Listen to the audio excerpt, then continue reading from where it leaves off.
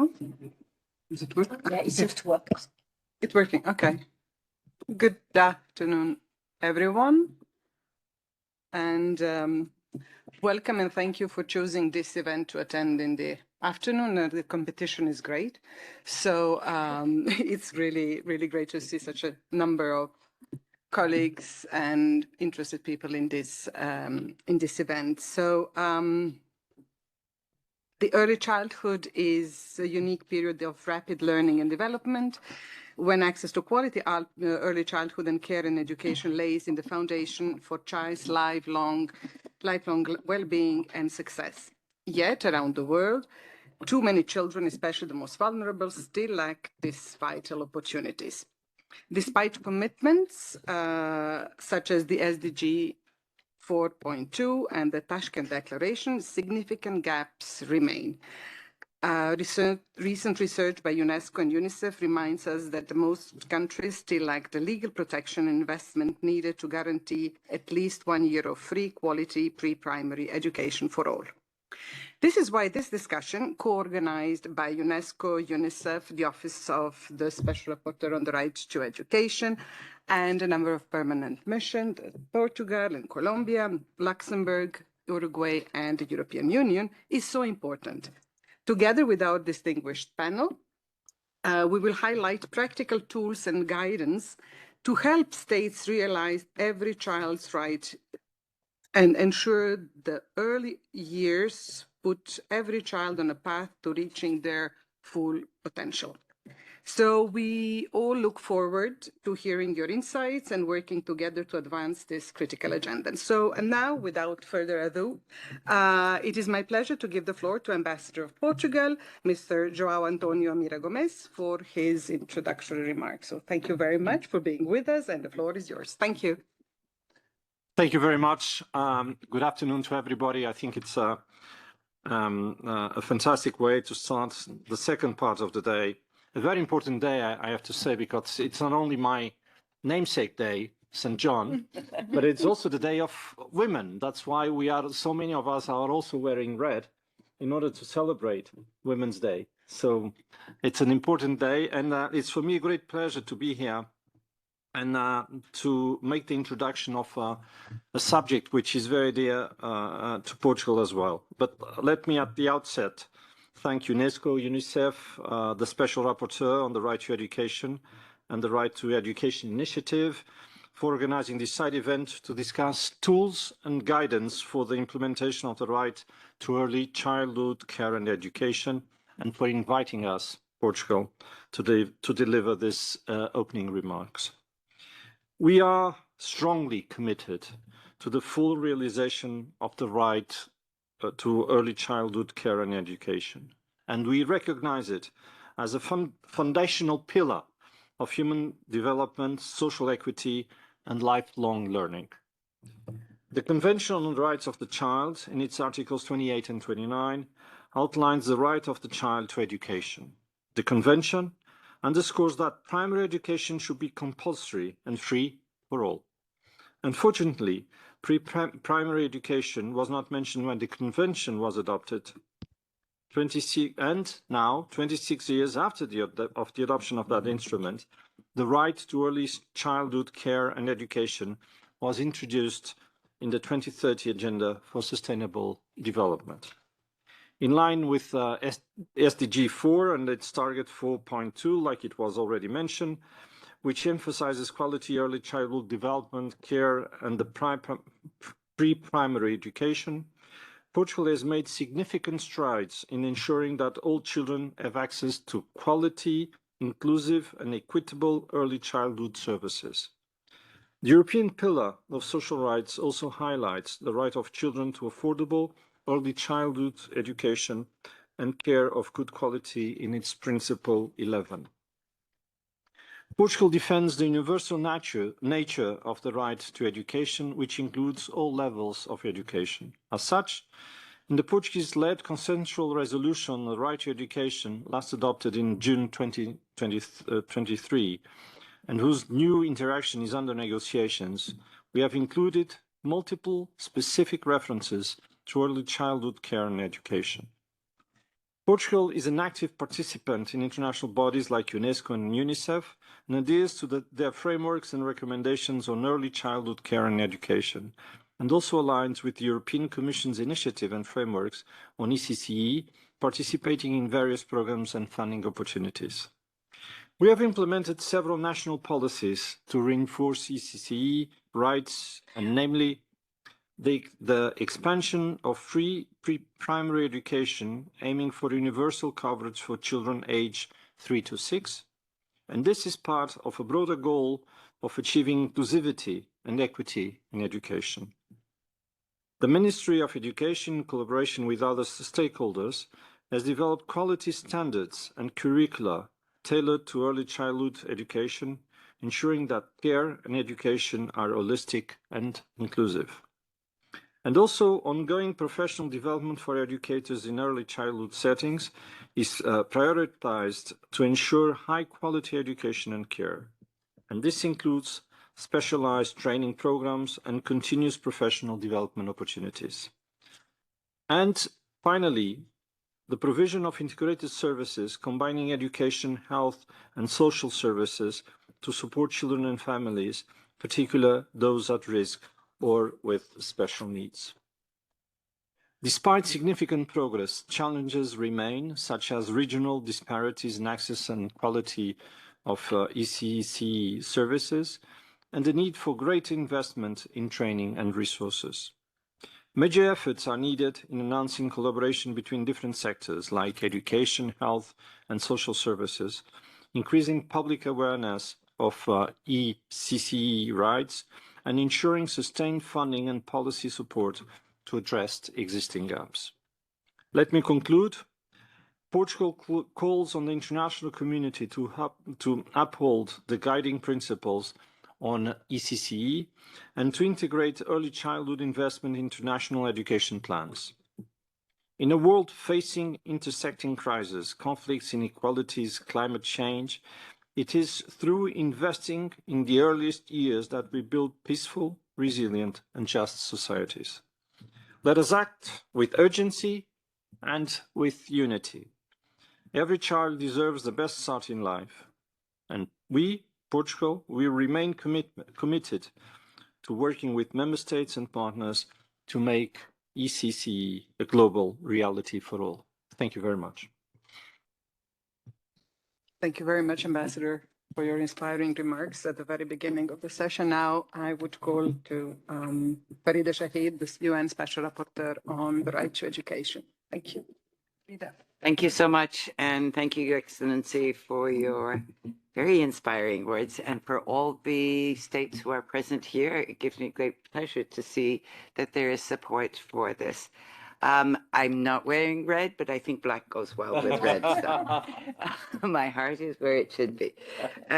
So, you know, the human right to education starts at birth. So when we are talking about the right to early childhood care and education, we have to remember it is the human right starts right then, and it continues throughout life. And early childhood care and education is foundational. It's not just learning, but also to human dignity, equality, lifelong development.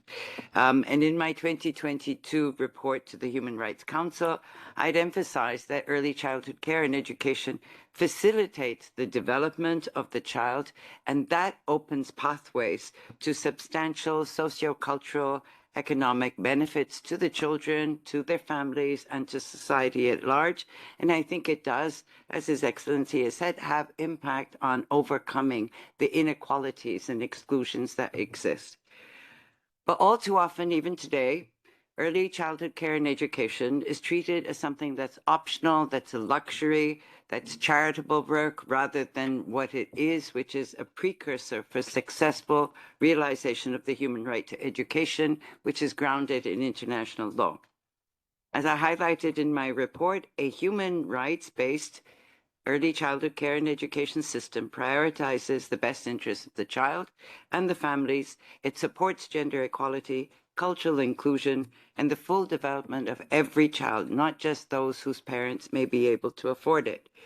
Target 4.2 of the SDGs, as we've heard, is to ensure, and I quote, that all girls and boys have access to quality early childhood development care and pre-primary education so they are ready for primary education. And this is to be achieved by 2030.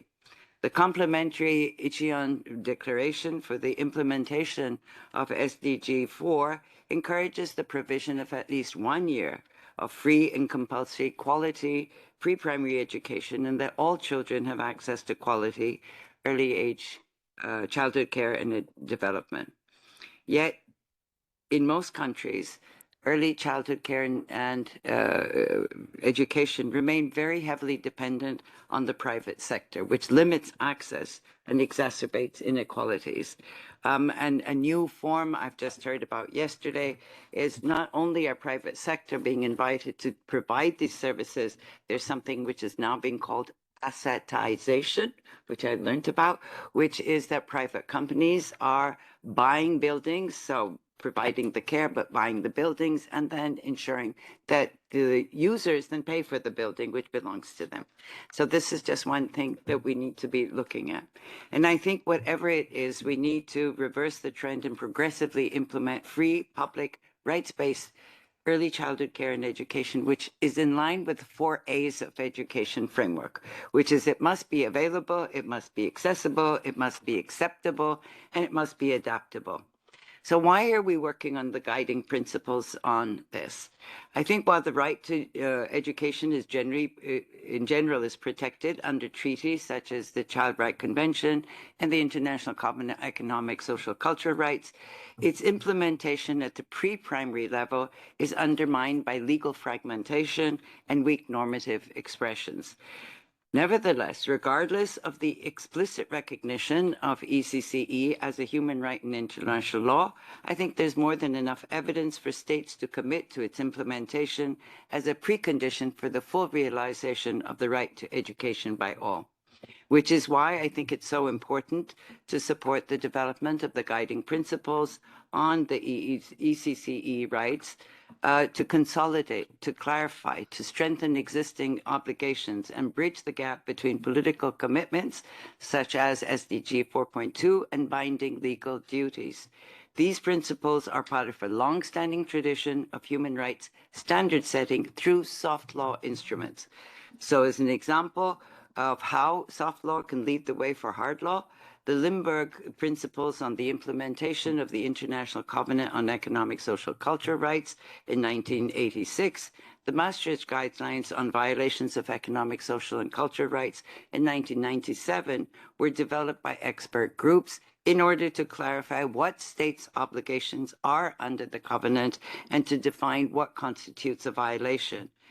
These instruments provided authoritative interpretations of vague treaty provisions and were instrumental in then shaping the content and scope of the optional protocol to the International Covenant on Economic, Social, and Cultural Rights, which was adopted then in 2008 by the UN General Assembly. So the protocol enables individuals to bring complaints of violations of economic, social, cultural rights, including the right to education, before the committee.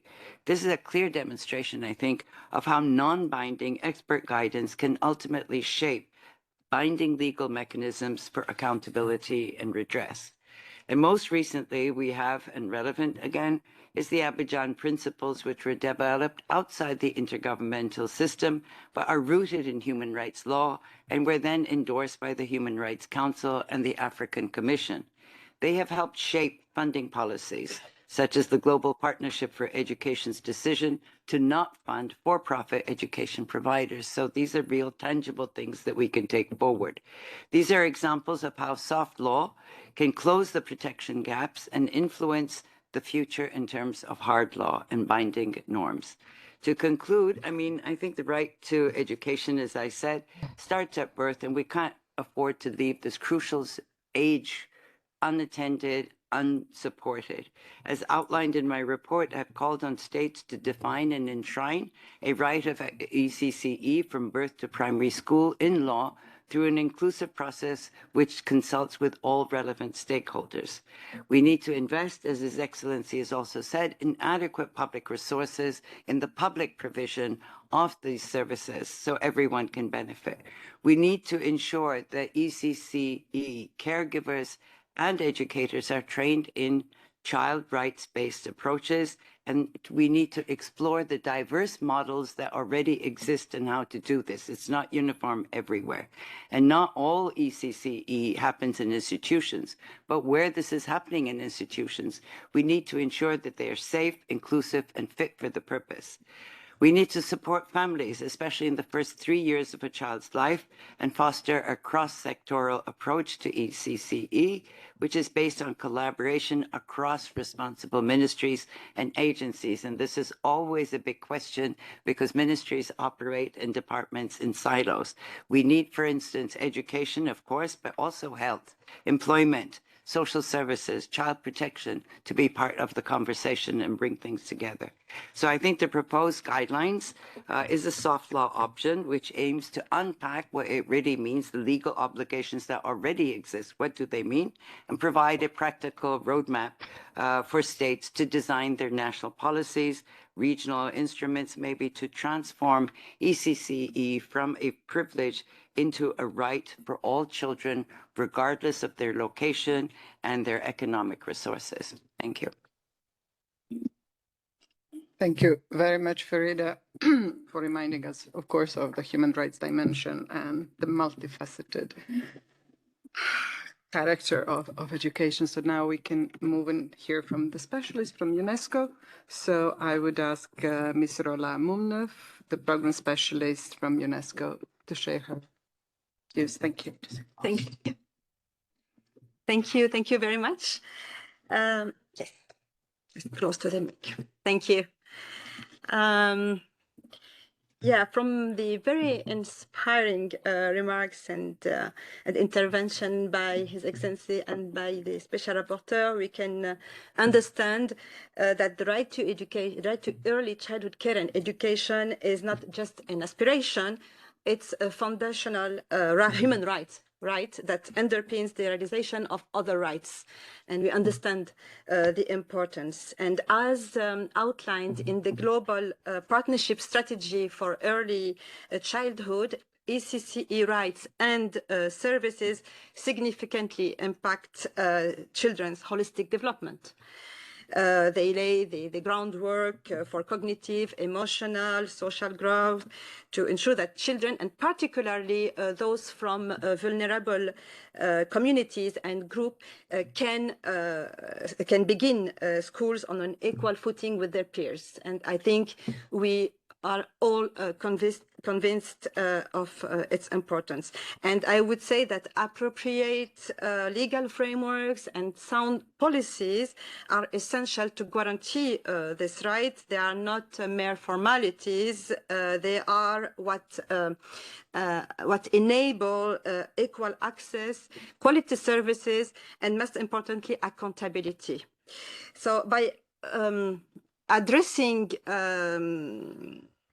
disparities early, ECCE becomes a kind of powerful lever for achieving educational success and social equality, so making it a transformative tool.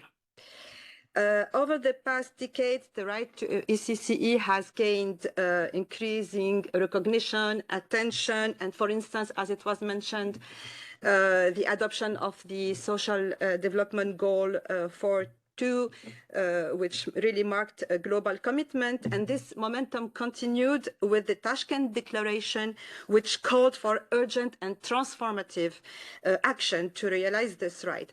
And UNESCO has responded to this call by taking a closer look at what is needed to turn rights in this area into reality. The 2022 report that was published with the partners in the context of the Tashkent conference, Building and Strengthening the Legal Framework for ECCE Rights, examined how normative frameworks can be strengthened and further enforced.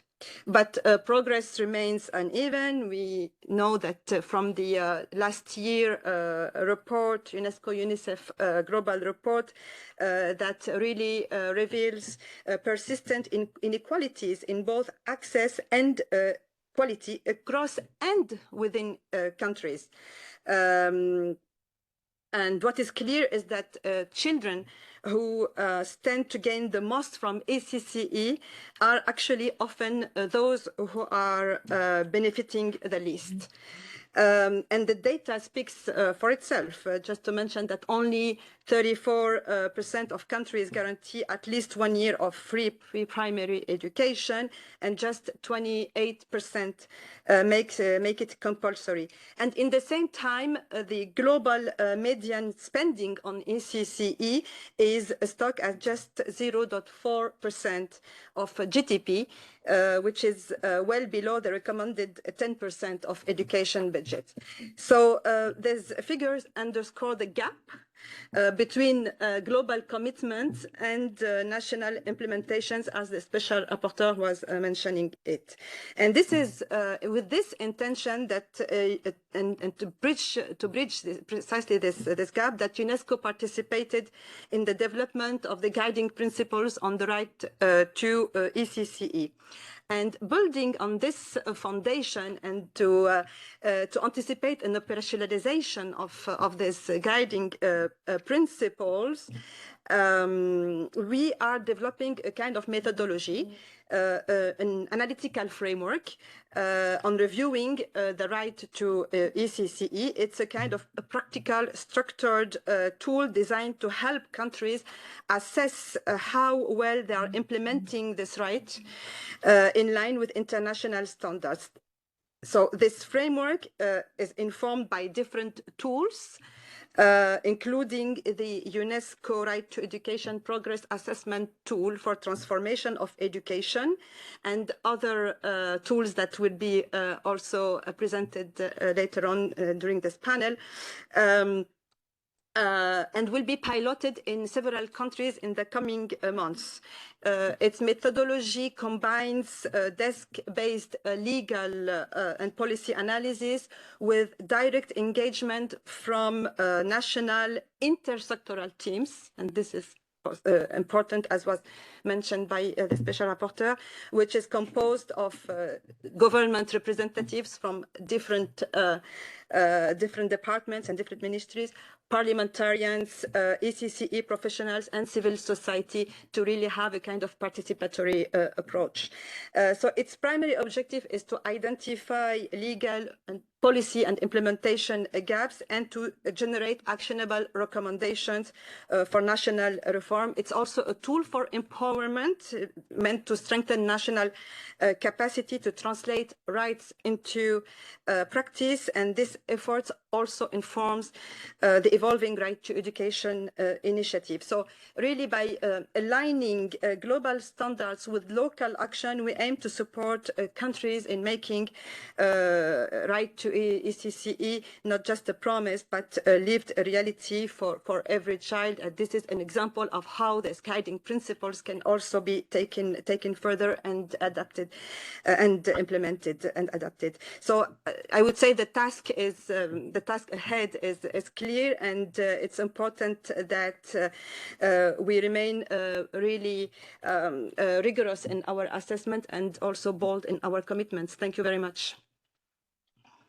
Thank you very much. It's very interesting to hear that, okay, we have a tool, but now we have also to work on implementation. It's always the catch-22. We all want the best, and then let's see how to do it. So now I would like to give the floor to Ms. Alexandra Jovic from UNICEF.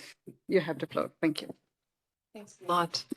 Excellencies, distinguished colleagues and partners, on behalf of UNICEF, I thank our member state sponsors from Colombia, European Union, Luxembourg, Portugal, Sierra Leone, and Uruguay, our co-organizers, UNESCO and the UN Special Rapporteur on the Rights of the Education Initiative, for joining us to reaffirm the position of early childhood care and education at the center of the human rights agenda. Today, we meet at a pivotal moment to reiterate the right to ECCE as a basic human right, not a policy option, not a privilege, but an obligation, grounded in the Convention on the Rights of the Child, reinforced by the SDG 4.2, and promote the guiding principles on the right to the ECCE and other tools to strengthen equitable implementation of preschool at scale. We all know that neurodevelopmental science confirms that the first 1,000 days in the life of the child, through the first 5 years, are really the most sensitive period for brain development and the realization of children's developmental potential, not only to get the child ready for the primary school, but these years are shaping the lifelong outcomes in learning, health, well-being, and productivity, thereby offering one of the highest return on investment. However, as we heard already, some of the data, they underscore systemic deficits. We have an estimated 250 million children under 5 in low and middle income countries at risk of not meeting foundational developmental milestones, marking their future prospects. Only 35% of children in low income countries are enrolled in pre-primary education, compared to 89% in high income countries. We know that children that belong to the poorest families, children with disabilities, those that are on the move, are also the least likely to attend preschool education. As we navigate this era of polycrisis, these disparities are further exacerbated by climate change and in fragile and crisis-affected contexts, where ECCE remains a life-saving and peace-building intervention. We have to acknowledge, it wouldn't be fair not to acknowledge progress that happened in the last 2 decades, where the gross pre-primary enrollment rate nearly doubled from 2000 to 2020, increasing from 33% to 61% in 2020. However, and there is unfortunately always however, as of 2019, there were at least 175 million children aged 3 to 6 who are not enrolled in school, according to UNICEF Global Report on Early Childhood Education. So to realize this ECCE as a right, we must address what we found as 3 structural imperatives to strengthen the enabling environment for this provision. First one is to embed a rights-based, equity-focused approach in ECCE national policies and legal frameworks.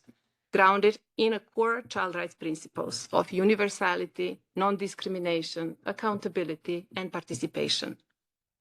This includes enshrining ECCEs as a statutory entitlement, with special provisions for children with disabilities, children on the move, those in extreme poverty, or linguistic and cultural minority groups.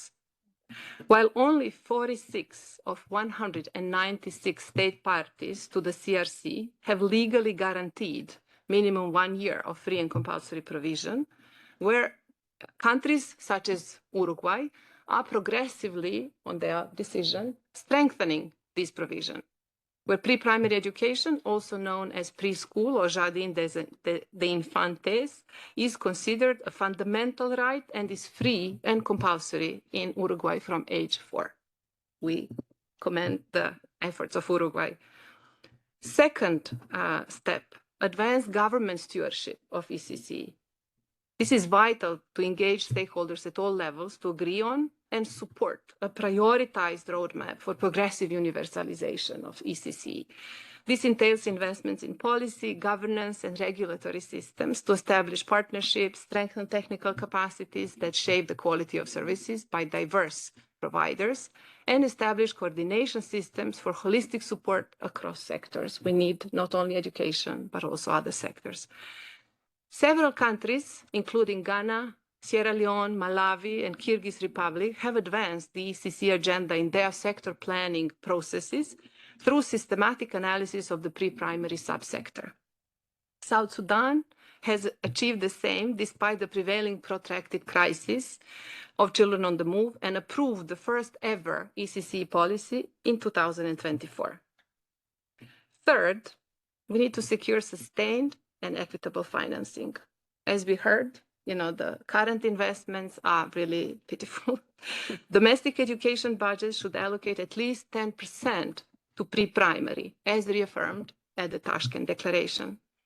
Aid commitments, too, must align with donor agreements urged to channel 10% of education ODA to ECCE as a catalytic investment. Progressively moving towards these targets, El Salvador has undertaken wide-ranging policy commitments, raising investment in early childhood from 0.03% to 0.65% in 2020, attracting additional donor investments and financing. So with these gains, El Salvador is poised to universalize access to at least 1 year of pre-primary by 2030.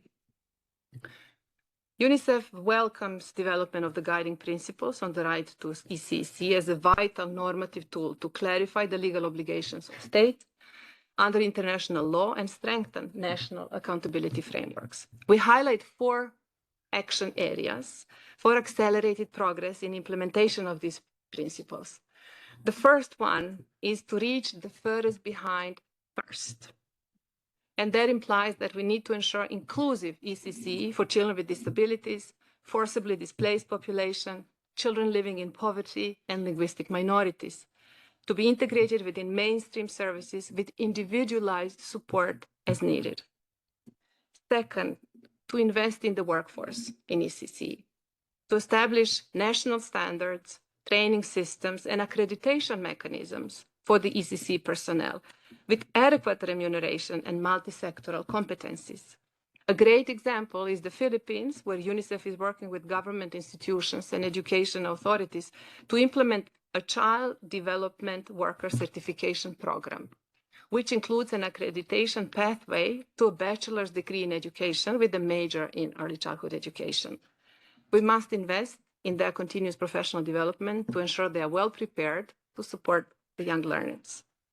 Third is to support caregivers as families, as you rightly pointed, expanding parenting programs, mental health and psychosocial support for parents, and family-friendly social protection systems that will enable nurturing care, particularly for the most underserved children and including in crisis settings. And fourth, to strengthen the availability of internationally comparable data, essential for analyzing emerging outcomes, identifying gaps, and developing evidence-based strategies. UNICEF has led global efforts to improve measurement, through tools such as Early Childhood Development Index 2030, tracking child development outcomes under the SDG framework, and support to the countdown to 2030 country profiles that are now covering 99.8% of the world's children under age 5. Finally, let me conclude by saying that realizing the right to ECCE is one of the most cost-effective and transformative actions that we can take to advance equity, gender equality, inclusive development, and ultimately peace.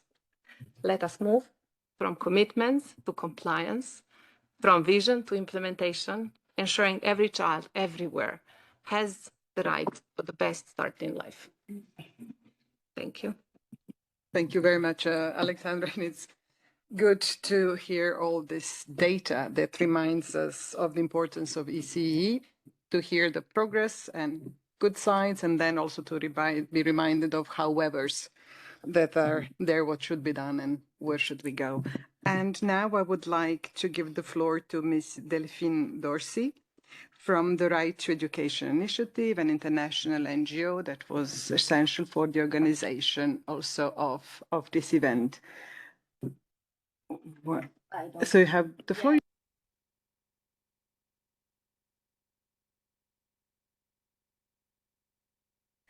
Okay. Can you try the mic? No, it's here. It's here. Sorry. Technical. So because I want to share my laptop. Yeah, sorry. You don't have to turn all the time, but it's just like I would like to share with you a monitoring guide we have launched in April on the monitoring of early childhood care and education from a human rights perspective. And the French version will be published soon as well.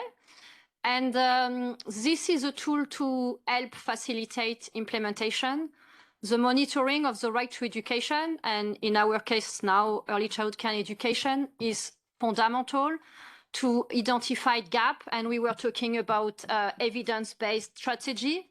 We need to know what's happened on the ground and where there are gaps, either in the law, on the policies, or even in the enjoyment of the right to education.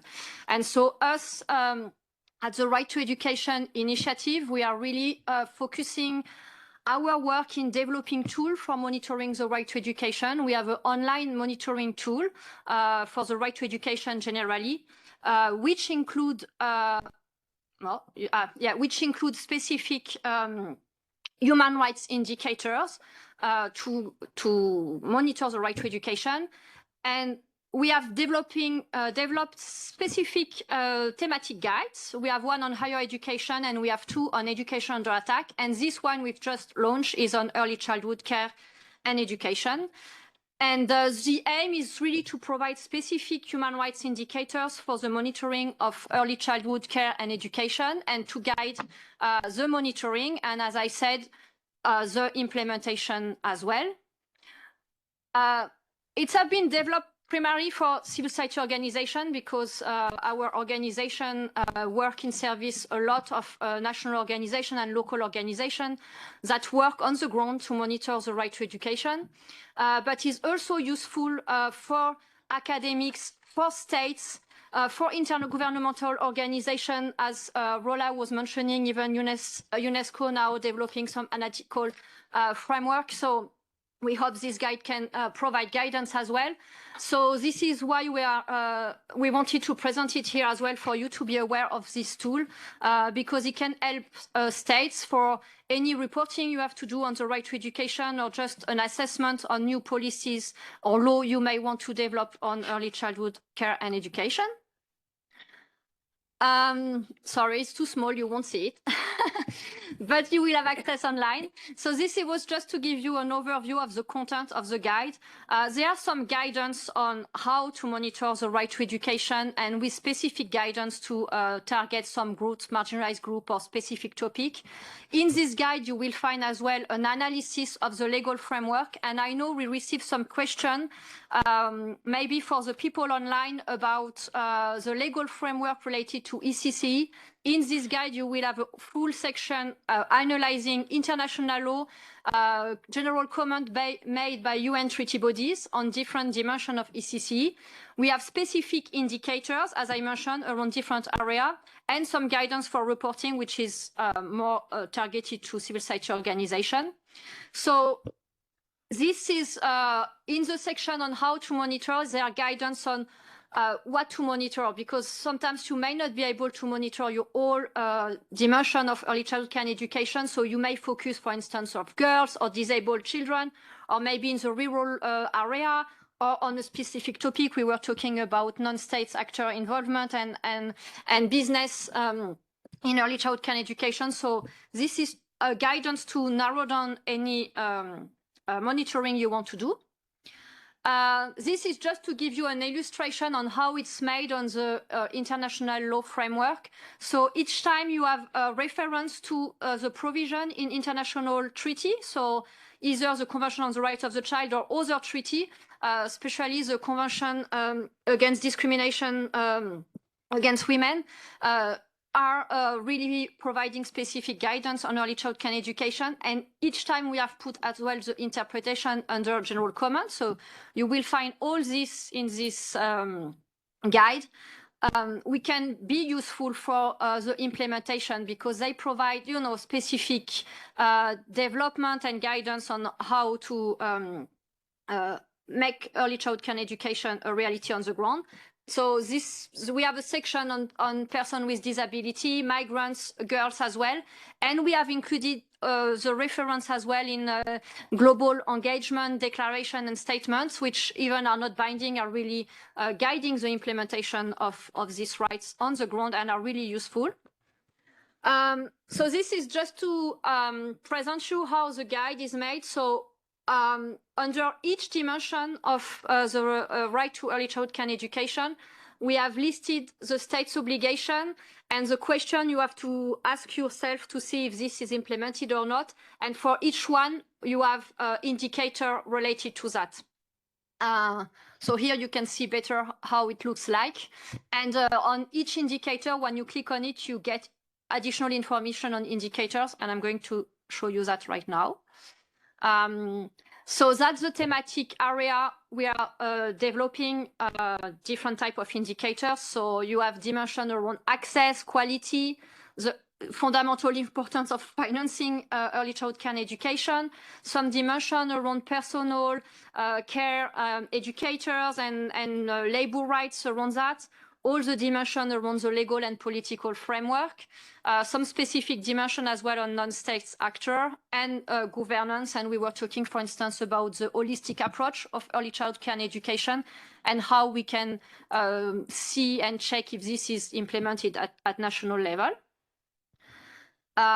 So yeah, I see it's too small for you to read, but so for each dimension of early childhood care and education, you have a table. So here, for instance, you have around non-discrimination and inclusive ECCE, or learning environment, all about the quality, infrastructure, or personal, pedagogy, etc. And this, yeah, maybe I see it's a bit small, but I really encourage you to go online. But just to let you know, each time you will click on an indicator, you will have a definition of this indicator. You will have a reference in human rights law, so the treaty provision, as well as any additional reference, either in statement or political declaration, or in interpretation made by UN treaty bodies, and where there are data available online, statistic or other data. For instance, we are referring to UNESCO Observatory on the Right to Education, where we can find information, or other database. They are listed as well under each indicators. Yeah, so as I said, this is part of our broader monitoring guide, where we have more than 200 indicators covering the right to education, so specific one or ECCE, or covering other dimensions. So if you're interested, I encourage you to go through it. And here where you can get it on our website, so the monitoring guide and the specific one on early childhood care and education. Thank you. Merci beaucoup. Well, this is really impressive work, and it's always very helpful to have some sort of a very user-friendly guide that all information is actually easily accessible. And now our last speaker, actually we have a video statement for Ambassador Laura Guillem, who is a permanent delegate of Colombia to UNESCO. You have to turn again.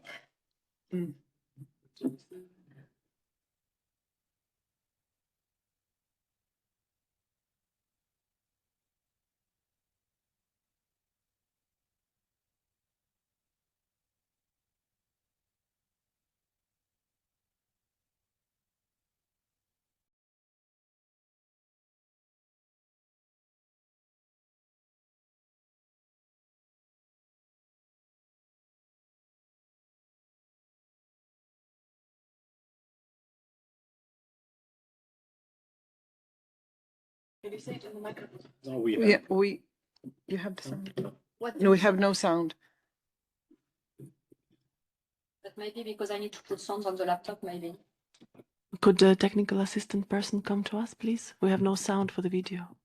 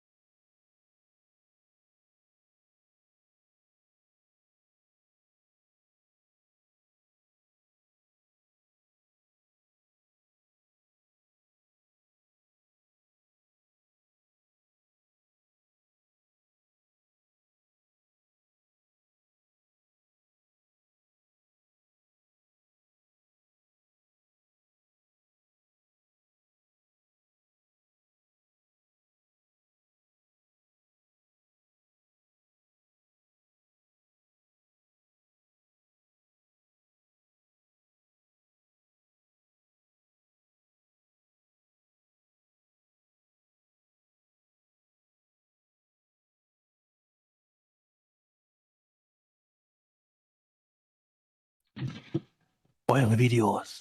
Moinsen Leute, Folge 500.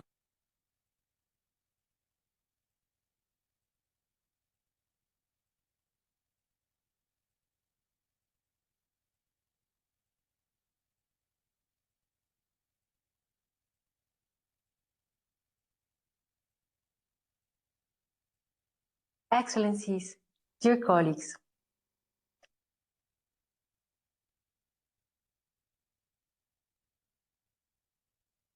Excellencies, dear colleagues. It is a profound honor to address you today in my capacity as co-chair of the Group of Friends for Education in Emergencies in UNESCO and permanent delegate of Colombia to UNESCO. This marks the first time our country serves as a member of the Human Rights Council since its establishment in 2006. We take on this responsibility with deep humility and a firm commitment to advancing human rights globally. Among our top national priorities is the right to education. Our government is fully dedicated to ensuring inclusive and equitable quality education for all, recognizing it as a cornerstone of human dignity and sustainable development. In particular, we place strong emphasis on early childhood care and education. We believe that investing in the early years is essential to building resilient, inclusive societies. Quality early childhood care and education lays the foundation for lifelong learning, social cohesion, and economic opportunity, especially in contexts affected by crisis and displacement.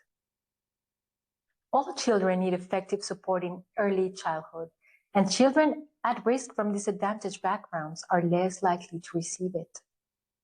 Our economic future depends on providing the necessary tools for social development and for creating a highly educated and skilled workforce. Early childhood education is the most effective way to achieve these goals. Professor James Heckman, Nobel laureate in economics, reminds us that learning begins in early childhood, long before formal education starts, and continues throughout life. Early learning begets later learning, and early success breeds later success, just as early failure breeds later failure. The UNESCO Global Report on Early Childhood Care and Education, The Right to a Strong Foundation, published in 2024, shows that inclusive and quality early childhood care and education is essential for fostering school readiness, foundational learning, and lifelong well-being. However, nearly 60% of children in low-income countries lack access to early care and learning opportunities. To meet national goals of providing at least 1 year of organized learning before primary school, low and lower middle-income countries must close an annual funding gap of $21 billion and recruit at least 6 million more educators by 2030. As co-chair of the group of friends, we are committed to mobilizing political will and resources to ensure that education is protected and prioritized in all humanitarian responses. With governments, educators, and the global community committed to expanding access and improving quality in early childhood care and education, the stage is set for a future where no child is left behind. We look forward to working closely with all member states and partners to uphold the right to education for every child, everywhere. Thank you.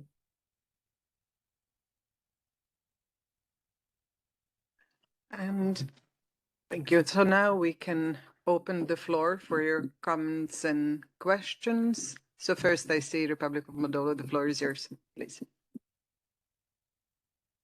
Thank you very much for the interesting presentation, informative, giving us a perspective from different parts of the world and different countries. I have a few questions, maybe of a general nature. First, and I know UNICEF is working on child guarantee, how this connected to things, ECCE and child guarantee programs. Another question would be, all you say, I think it's very noble, very correct. Are there any political opposition to promoting this guidance, common guidance, or it's mostly concerns about public investments into this? So countries may be a bit self-restraining because they know that it would cost them a lot. And the third question, to bring it really into the bigger picture, the current cuts which UN is going through, money, staff, UN 80 initiative, how this affects the work on this kind of guidance and this concept to become in future more institutionalized and put in the legal framework. Thank you very much. Thank you for comments and questions. I see Sierra Leone, please. You have the floor. Yes, thank you. Thank you very much. And of course, Sierra Leone is very much pleased to co-sponsor this event because we do not just have, policies and legal framework in place to address the gaps as it relates to ECCE rights.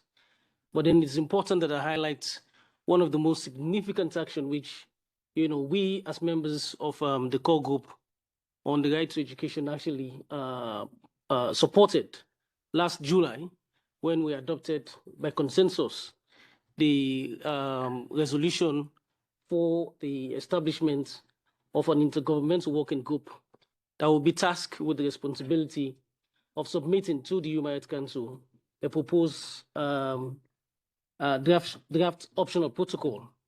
Now, the provisions of that resolution seeks to actually bring to the fore the importance for early childhood education, among other things. And the resolutions request that at least 1 year pre-primary be part of the obligation on states to make that available to children across the world. And this is why it is very important that I highlight at this stage that this September coming, the Intergovernmental Working Group will be in full swing to do its work. And I therefore invite all delegations to ensure that they fully engage and participate during the course of the sessions of the Intergovernmental Working Group. Of course, what we envisage is a situation where both the guiding principles and that of the OP4 would clearly serve as complementary to each other. And so therefore, again, I would invite colleagues here And of course, it will be much of a pleasure to receive, and we are seeking to invite both our partners, UNICEF, UNESCO, and no less a person other than the SR on education to be in attendance and to provide a very valuable and experience share in doing because of the work of the IGWG. Thank you very much. Thank you. Yeah, we will have to close soon, but before closing, we will still have time for some final words from our panelists. Maybe I take the reverse order and start with Madame Dorsey. Actually, I was forgetting something when I was thinking, so thanks for giving me the floor again. I do think it's important we all collaborate in implementing the right to education and ECCE, and I'm so glad to see on this panel different international governmental organizations, the UN Special Rapporteur, states, civil society organization. I think it's all together, with organization on the ground being close to the population that can monitor closely what's happened, with states taking decision in terms of law and policy, and organizations like UNESCO and UNICEF helping states to develop some framework and guidance.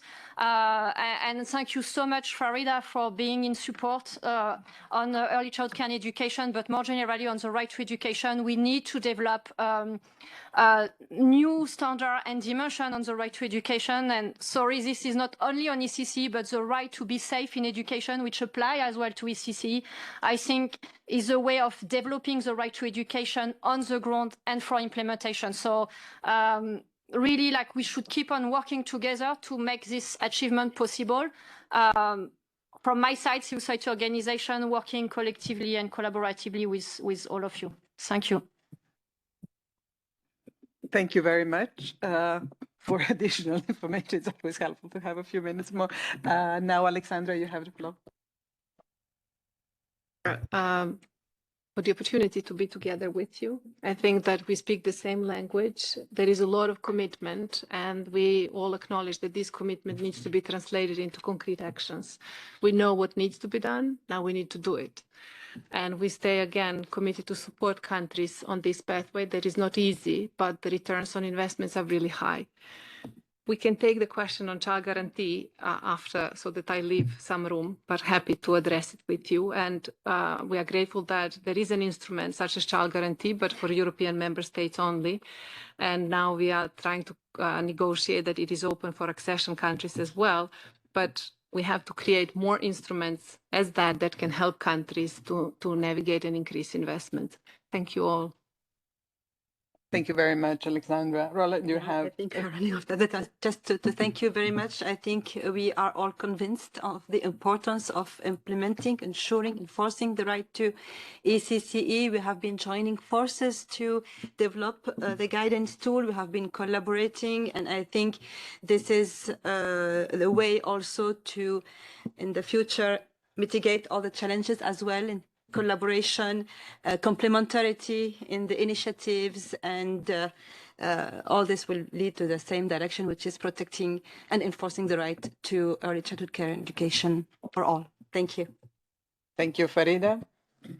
Yeah, so thank you, everyone. We're all in agreement. How wonderful. We need to talk to the other part of the people who do not agree with us. So we need to bring others into the conversation, I suspect. But just to say that I think the howevers to me is part of the dialectics of how you move forward. And I think, you have to get the information from the ground, you have to learn, then we put it into frameworks, then we go back to the ground, and that's a process. As long as we're moving forward, I think we're doing okay. And as for the A's, I'm so happy that you have both talked about accountability, because to the 4 A's framework, last year already or the year before, I added the 5th A, which is accountability. So I think with that, I think the cuts we can discuss separately. It's a big issue for all of us. Thank you. Ambassador. Well, back in mid-90s in Portugal, we had a prime minister who famously said, education is my passion. that person now is the Secretary General of the United Nations. And it explains the progress we did in the last 30 years. So I think here, to conclude, we heard about tools and guidances and frameworks, the guide, which is quite impressive. Now what we need is stronger commitment from everybody. Stronger commitment from our governments, from the private sector, from the social sector. More commitment from countries, not only to create the legal basis, but also to integrate this into their national education plans. First, they need to have the legal basis, and then to move to the national education plans. But we need also strong commitment to help countries with less resources to implement ECCE. And so I think we need to act with urgency and unity. We need to have champions to implement this policy, champions that don't think in terms of ours. And I think that in this table we have a fantastic champion, the Special Rapporteur, so we count on you to continue to work in this respect. It's a deal. Thank you very much for attending this session. Thank you. Thank you. Thank you very much and have a